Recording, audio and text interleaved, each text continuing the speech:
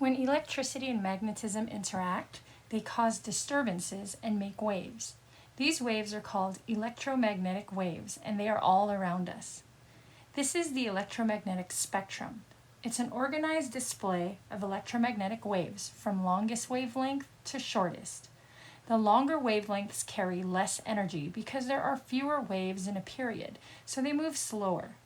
The shorter wavelengths have more energy because there are more waves in a period and so move faster.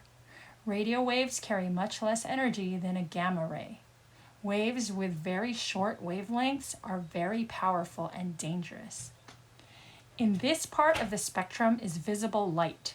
Within visible light there are several colors: red, orange, yellow, green, blue, indigo, and violet. These colors have different wavelengths. Red is the longest, so it carries the least energy of all the colors. Violet is the shortest, so it carries the most energy. You can see right outside the borders of visible light is infrared and ultraviolet. Ultraviolet is not within visible light and has a shorter wavelength, which means it has more energy and more potential to harm. This is why it's important to protect ourselves from ultraviolet rays. So this is the electromagnetic spectrum. Please draw a picture of it in your notes.